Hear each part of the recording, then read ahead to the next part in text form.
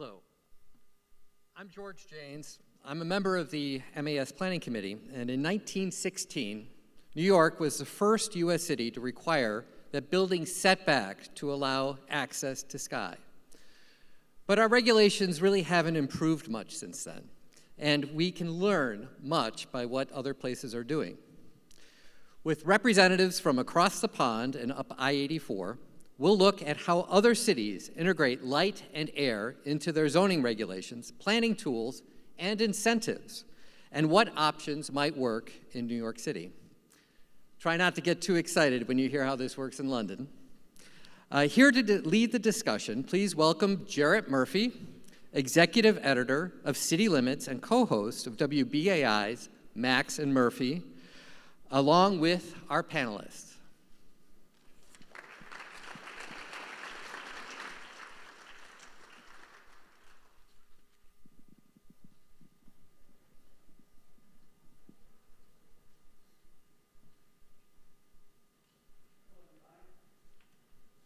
Very much for being with us today as our panel works up to the stage.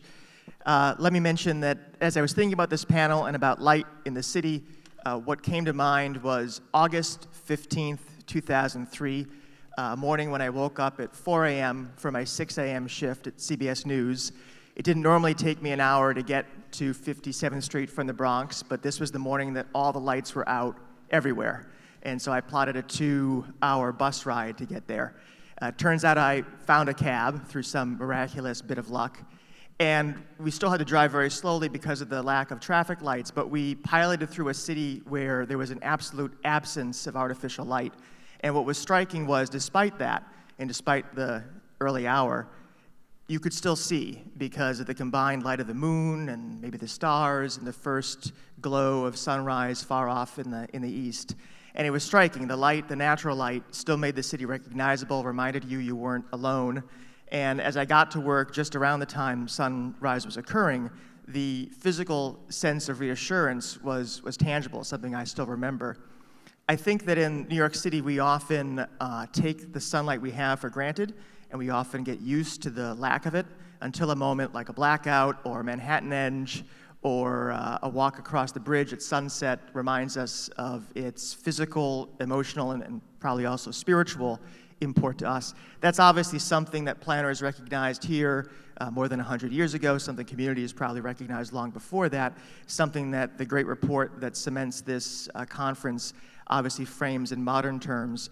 What we're going to talk about now is the nitty-gritty of how you translate that importance of sun on so many levels to the combination or the confluence of private development and public policy that governs what exists physically in New York City. So I'm very pleased to have some time to dig into that with my expert panel, and I'll introduce them from left to right, I guess, by your perspective. First is Sara Bronin, who is an architect, attorney, and professor at UConn Law School, focusing on property, land use, and historic preservation issues. Some of her scholarship addresses how the law must establish solar rights. As chair of Hartford's Planning and Zoning Commission, she led an award-winning overhaul of the zoning code and drafted the city's first-ever climate action plan. Carolyn Dwyer is the director of the Built Environment at the City of London Corporation. She focuses on securing sustainable development and infrastructure, including through design of the public realm, to accommodate inclusive growth. Her 30 years of experience includes the planning, financing, and delivery of major projects, as well as the development of placemaking through design of public realm and open spaces.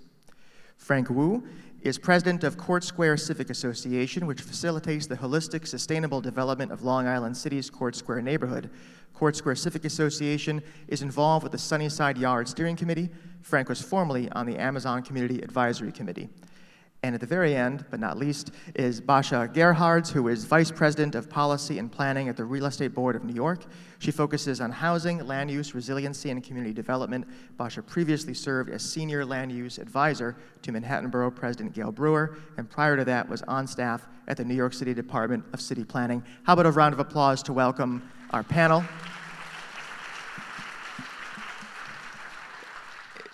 Frank, everyone here lives in some neighborhood, but you specifically represent one. So talk about light in Long Island City. What's the light like?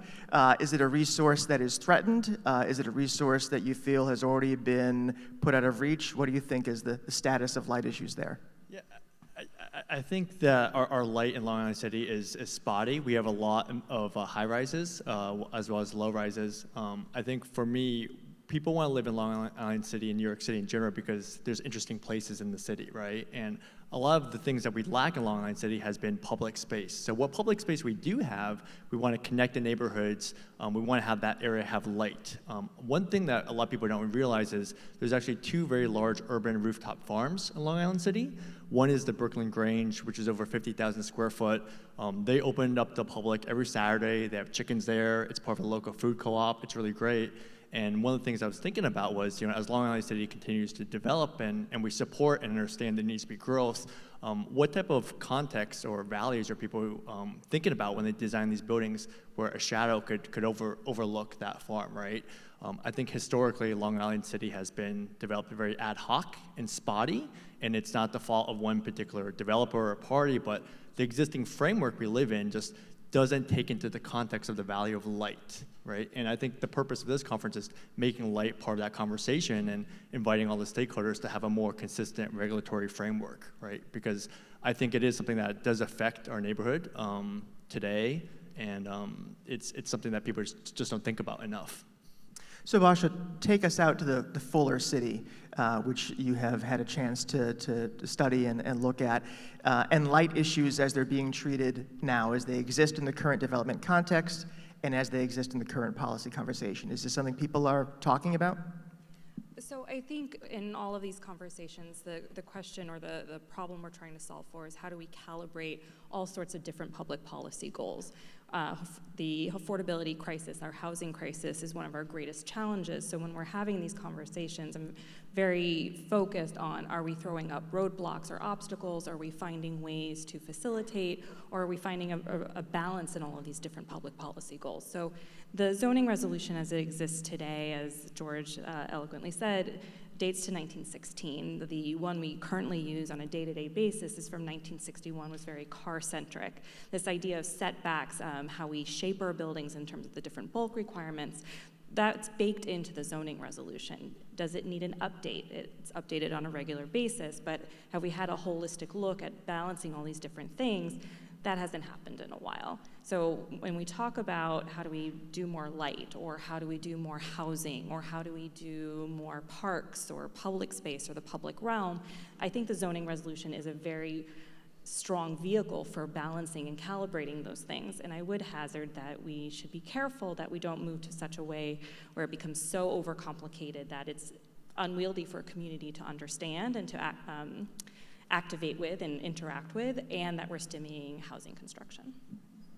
Sara, talk about how this looks from the perspective of Hartford. Have you wrestled with the light issues there, and tie this into your work around some of the legal issues involved with solar? Sure. So Hartford is obviously a much less dense city than New York and much less complicated. So we were able, through our zoning code, to establish solar rights for people who owned owned solar panels. And specifically, we said nobody next door could propose something for a zoning permit that would shade an existing solar collector, including things like trees. So that's one way to approach the issue. Putting it in a broader perspective, it's not just zoning that might be able to create solar rights. So you can enable private property owners to come to agreements with each other. You could, as happens in some states, provide solar permits, which would allow for somebody who's installed a solar collector to say, well, I have a prior right to the light. And if you think about it, light, I mean, we've all kind of talked about different reasons, different mechanisms for dealing with light, but light really is an economic resource. It's not just a resource, for public health. So it is something that should be considered in regulatory regimes. Carolyn, how does this look from your perspective, as George said, across the pond, to coin a phrase? How have you dealt with light issues there, and how much does that reflect a sort of different approach in general to permitting and property rights in England, in the UK? So we have a completely different system in the UK. There are no developments as of right So no matter how long you've owned a property, you have to apply for permission to develop it or change it in any way, in fact. It's a really complex system, but we do try and make it easy for communities to engage with, and we try and do the translation. Developers have to pay, so Elva earlier mentioned that in Los Angeles, developers have to pay mitigatory costs. We expect the same thing. We have policies about sunlight, daylight, noise, air quality. We map all of those things. As the previous speakers were explaining, we have quite technological maps, but planning in the UK is not a scientific process. It's very much based on a balance of a whole series of policies, trying to make sure we take a really long-term view of how those things balance out.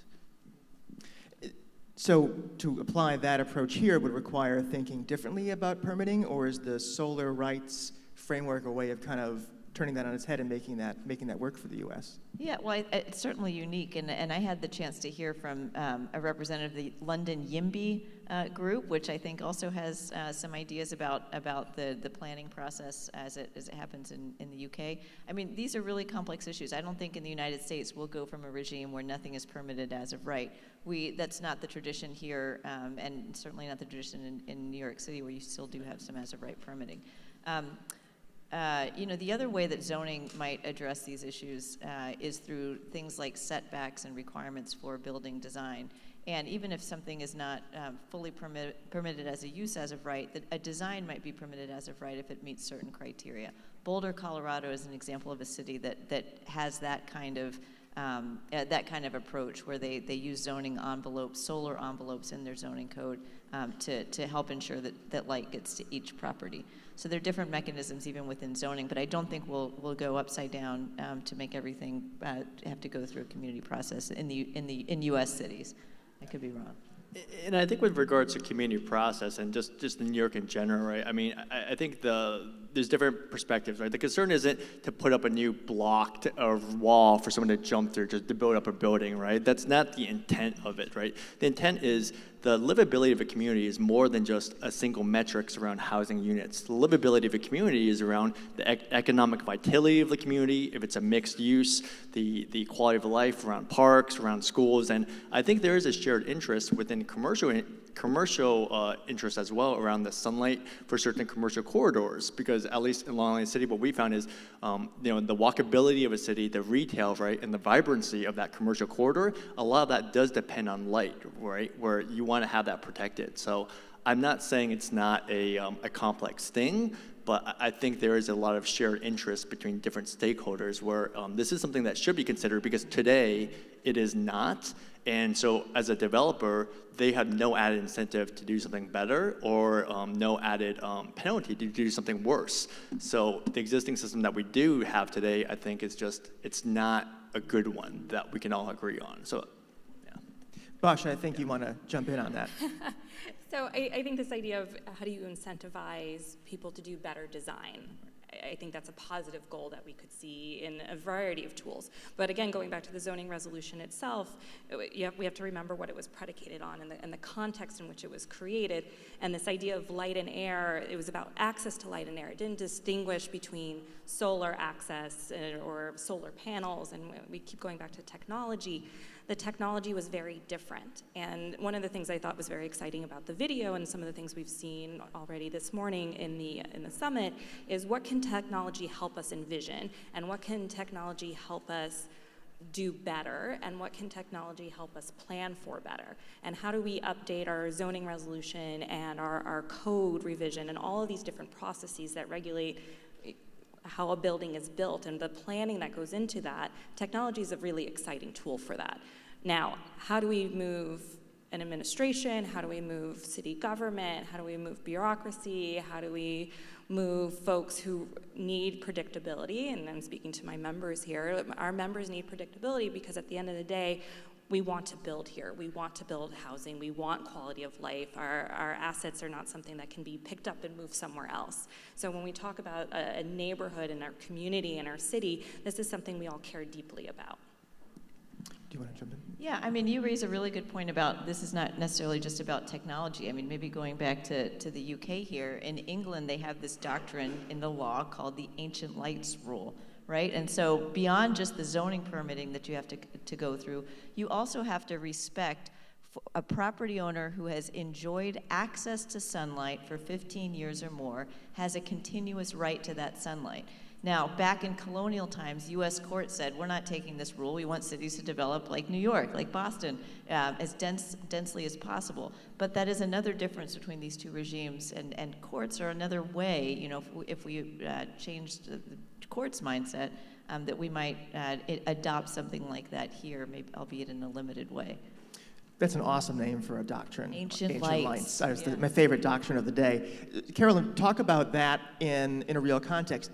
Do precedents and rules like that inhibit affordable housing, inhibit density where it's needed? I mean, how you mentioned a holistic approach. So how do you guys balance, you know, legal standings like that, legal precedents like that, and the need to build stuff? So my job is to secure international investment into London, and we take a really long-term view. The organisation I work for is 850 years old, still a start-up. We take a really long-term view, and international investors ask themselves a lot of questions before they decide where to spend their money on development. Are they going to spend it in New York or Singapore, Hong Kong, Shanghai or London?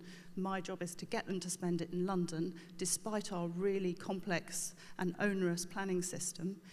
And the conversations we have are about the long-term health and benefit of the community and the talent within the community to provide the people to work in those businesses who are investing. So I don't think they're mutually exclusive. It's just about a short-term view over a longer-term view. So, Basha, there's a question from the audience that I think I'll direct generally, but it might go best to you first. And this is about a classic example of private development affecting the public realm. The proliferation of super tall buildings around Central Park. Here you have a central public resource, an incredible economic engine. Obviously, light's important there, but you have all these huge buildings popping up. Is that a problem? Way to put me on the spot. No, so I enjoy tall buildings. I think tall buildings are an important economic driver. Our tall buildings, when we talk about tall buildings, when we reference the buildings going south of Central Park, 40 or more stories, all built near mass transit, represent 1% of the building stock that's going up in a given year, produce 22% of our housing, and in 2017, 1,300 affordable units. So when I see a tall building, I see housing. Now, there's a lot of different conversations going around on who's that housing for? Is it affordable? Are we getting our biggest bang for the buck, so to speak, from these buildings? What are the other impacts? But again, how are we calibrating things? A taller, skinnier building is going to cast less of a shadow on an open resource than a shorter, bulkier building. There's a lot of research about this, a lot of science about this. When we look at London versus New York City is 302, give or take, square miles. London is double that. We have pretty much the same amount of population. So when we're talking about our different constraints, we have a different legal system, we have different zoning rules, we have different property rights system, and we have a lot different physical constraints that we're dealing with. So I think it's nice to have these comparisons and to have this type of robust conversation about what are we trying to achieve and what are we trying to solve for. Again, I don't see a problem when I see those tall buildings. Go ahead, Frank. I don't see a problem with tall buildings as well. I mean, I think in the area, in the community that I live in, you know, people understand the value of density. They understand it in terms of context, right? But I think the problem that we have is the regulatory framework. A lot of these buildings were built not only as of rights, but through compiling air rights, which is a system that we do live in today, or an ad hoc zoning. And in our current New York process through Europe, right, as part of that zoning, people get the input on what they want to say, right? And when you have something like light that affects, it just feels very ad hoc, right? It presents risk, not only for the community, but for the developer that has to undergo a very expensive process, right? We just need a better framework to identify certain spots that perhaps should be protected, right? So I don't think people are against tall buildings. I think as a whole, New Yorkers understand development will grow, but I think we want to see more balance, right? Beyond just standing up that tall building, right, for the context. So in the EIS, the environmental impact statement that is part of many development projects as kind of a prelude to the ULURP process, which for the uninitiated is the Uniform Land Use Review Procedure, one of our favorite acronyms here in New York. Shadows are part of that, right? I mean, this is one of the considerations. Obviously, shadows is not the only consideration regarding light, but that is part of the process. So how come it's not having the effect that it should in terms of, in your words, framing the discussion? The shadow, so we had a ULIP rezoning at LIC. The shadow effect was limited. The study was done by the developer, and then the shadow that it created was just within the building itself. It didn't show the effect of other buildings in the area, and it didn't highlight certain areas of special interest in our community, like a park or actually a historic district that we have, right? So I don't want to make the requirements more onerous, but it was something that was felt was a little limited, and it didn't highlight certain protected potential areas that I think should have been done in advance, right? So. Carolyn, let's talk about equity as it ties in with this. And I'm curious, when you think about access to light and the reference to the ancient light doctrine being an example of it, you have people who right now have very good access to light.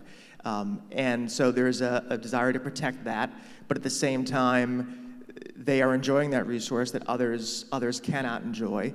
How do you try to balance the need to preserve access to light generally with the idea that it's a resource that belongs to everybody, and its benefits, whether it's actually seeing the sun or getting solar power, have to be spread as broadly as possible? I suppose because of our ancient rights, it is assumed that access to light is protected for everybody, regardless of their status. We do a balance for every single application, and we are very, very protective of residential sunlight and daylight. We distinguish between the two. We have a complex way of measuring impacts. We also try and protect public open spaces, and we have a very strong conservation theme in London. So sometimes light is protected almost by accident. So we protect view corridors, so you can't build anything tall around St. Paul's Cathedral, for example, which protects light. That wasn't the purpose of the policy, but it protects light around St. Paul's. And one of the things we have done through mapping sunlight is to create some open spaces where there was sunlight. So, for example, St. Paul's Cathedral had a coach park, which was one of the sunniest spots in the centre of London, so we've turned it into a park. Sara, talk about tools that other cities are using, maybe Hartford, that New York should think about employing when it comes to dealing with access to sunlight and access to solar energy. Yeah, so you know, as I mentioned, the cities, if you're dealing with a city, cities primarily only have specific powers that are given by the state, and usually the primary mechanism is through a zoning regime. There aren't any city solar permitting schemes like the ones in New Mexico and other states. Those are run at the statewide level, at least none that I know of. You know, the other thing I wanted to mention, though, when we're talking about this equity conversation, is that in some places, in some parts of cities, access to light is a significant issue, but in other places, including in some neighborhoods in Hartford, access to shade is actually an interesting sort of other side of the coin here. And what I'm thinking about, and you probably have the same issues in London, maybe some issues in Long Island City too, are those streets that don't have street trees and don't have shade. So you kind of have an interesting problem in some places where a city will have to both deal with the right to sunlight that might be blocked by buildings, while also having a policy that deals with what I would consider a right to shade, a right to be free from the urban heat island effect that you see in some of the neighborhoods, including environmental justice communities, low-income communities, predominantly minority communities, where trees were ripped out in the name of urban renewal, or trees were ripped out in the name of ability to see people so they can't hide, because, you know, in the name of crime prevention. So I guess I would just say, you know, cities have to think about the access to light issue, certainly. But in some places, even in New York City, I would say you also have to think about a right to street-level shade that may present some challenges for cities in developing policies. Right, I wanted to ask about that. I mean, extreme heat is the deadliest weather event there is in the U.S. now, and I wonder how this conversation will change as climate change becomes more and more of a daily reality. Basha, you wanted to jump in on that? So we have a widely accepted goal of people being able to be living distance to a park. I think that's a very positive goal we have. That's going to require two things. We need more new parks and more new housing construction either near those new parks or the existing parks we have. So we are giving folks that opportunity and that access. When we talk about climate change and adaptation, we're going to be asking a lot more of our buildings in terms of human comfort within the buildings as well. And we're starting to see that in changes that occurred recently in the code revision process, and will be winding through the city council, changes that have occurred since 2014 in New York City's building code as well, a lot more requirements for, I want to say, within the building ventilation, and this idea of how do we control our spaces indoors. How we control our temperatures outdoors is also, I think, one of these places where how are buildings performing. There is, in the report, there's a stat about how our buildings contribute to 80% of our greenhouse gases. At the same time, New York City, with its dense footprint, also has one of the lowest carbon emission footprints anywhere in the country. So there's a push and pull here when we talk about whether it's the zoning resolution or other tools. Again, how do we calibrate these competing goals? Just want to mention we have not a question but a comment. Bravo, London, someone says. So I'm going to pass that on.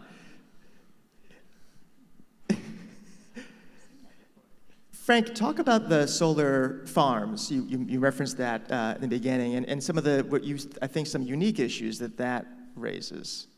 Yeah, it's not just the solar farm, it's just the urban rooftop garden. So I mean, you know, New York City is growing, right? I have a young 3-year-old child. The demographics of the growth of New York City is similar, right? Where people are choosing now to raise families and stay in the city. And frankly speaking, it's creating a strain on the infrastructure of the city, right? But the reason why people want to live in New York City is because they want to live in interesting places. They don't want to live in a walled oasis kind of high-rise building that's kind of just encapsulated, right? They want to be in the public space has interesting.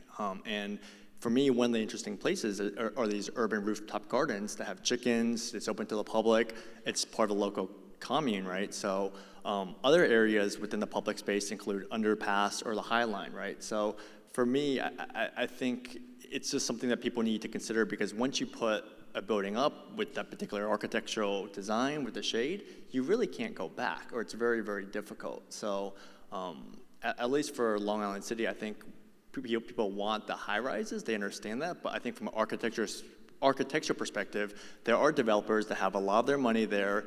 It's a family firm, it's generational, they're really interested in the neighborhood, but there are other actors as well that are more, I guess, kind of private equity focused, where after they develop it, they're going to sell off the ownership stake. And to me, I just feel like there should be a better incentive to enable good actors to have more thoughtful design, right? And it's challenging, but it's something that needs to be part of the conversation now that's just missing today, right? What might that incentive look like, do you think? Again, since we're talking in the context of what we have in New York City, the zoning resolution has floor area bonuses. It's typically how it incentivizes, quote unquote, good behavior or public policy goals.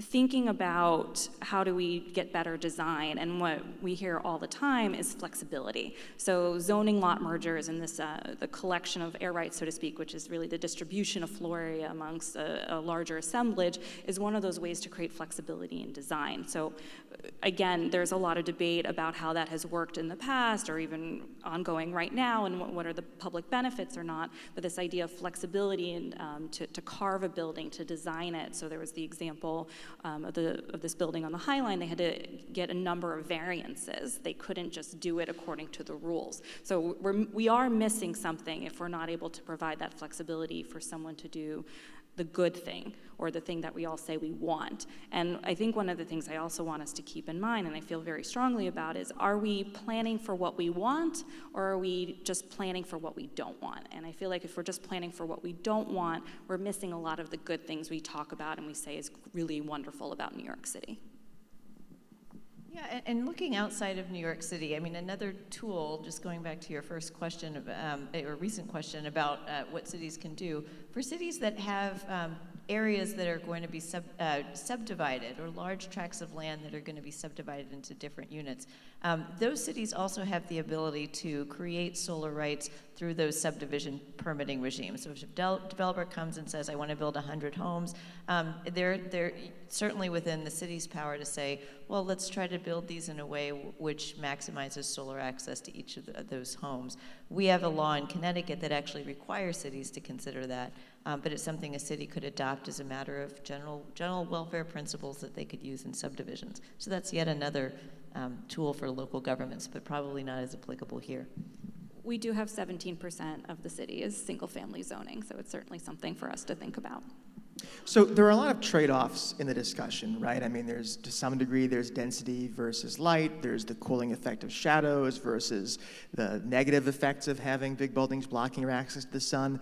And there are tools that can deal with that. But then there's also the question, and I think Frank has discussed this explicitly, is communities and what they want and how they weigh those different trade-offs, whether they want shadow or whether they want more sun. So the flexibility in the rules is one thing, but talk about each of the contexts in which you've worked and how community input around questions of solar access has been dealt with, and or how you think it should be dealt with.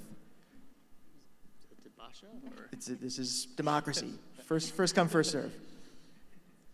So I think one of the successes when we talk about, again, the zoning resolution and going back to my days at city planning was the changes that were done to the waterfront public access area and the design changes around that. And there was this consideration for, again, we wanted 40-foot esplanade, and there's going to be a circulation path in that, and there's going to be planting, and there's going to be social seating and shaded seating, and making sure you had light to those spaces, and this idea of how do you, what do you plan in the visual corridor, and there was shaping of the buildings. There was this idea of you didn't want a building that was going to be over a certain linear length adjacent to that space, but the flexibility that was given was there was density increases and there was height increases, and that's what allowed you to shape a building in a way that it would bring that light and air to the esplanade that was going to be accessible to anyone in that neighborhood. It was not just for that individual building, and I think that is a successful thing. It's something that our members continue to avail themselves of and to build,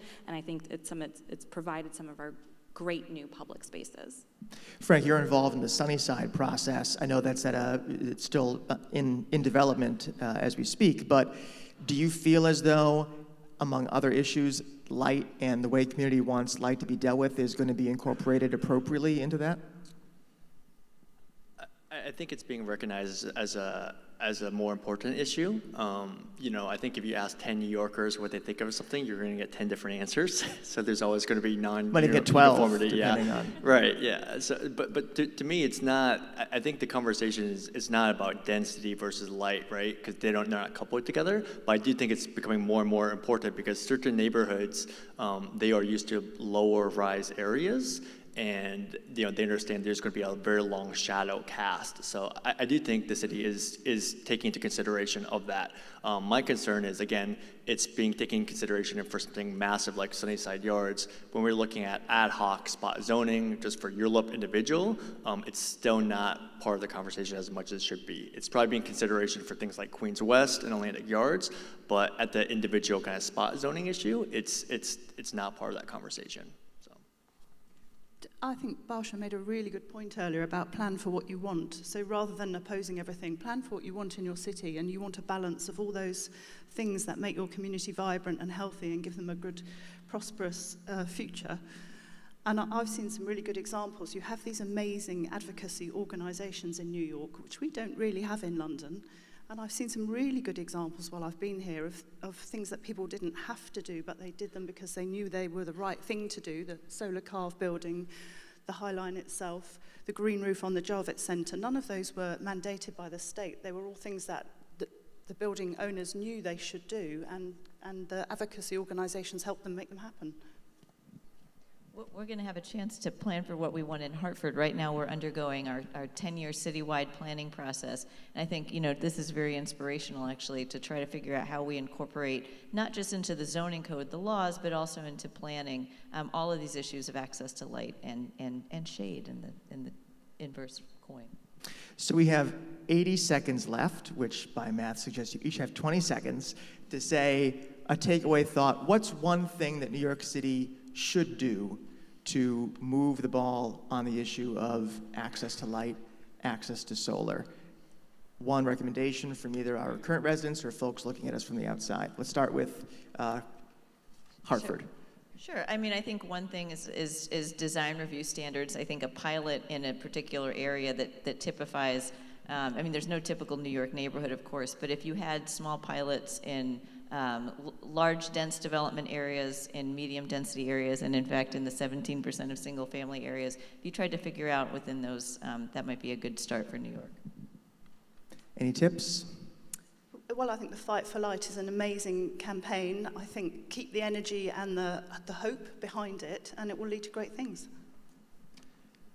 I think we should identify key corridors or particular spots that should be more protected, and I do think it's complex, but I think there's a baseline you could figure out around light intensity, and there's mechanisms today like community board groups where you could just say, look, this area, we would like light, we want to have it protected, and just let people know in advance, right, for certain neighborhoods. So I think we should have more conversations like this. I think, this idea of including various viewpoints and various examples from other municipalities across the pond and locally across the highway, so to speak, that's really important. I think so many times we get stuck in different camps and we don't find those areas of common alignment where, again, I think we all care deeply about our city, and let's start from there. So as someone who makes a living writing headlines, it's always hard for me to resist a pun. I've done it at this point, but I'm going to surrender. Thanks to this panel for illuminating this topic. Get it? And thanks to you for having us.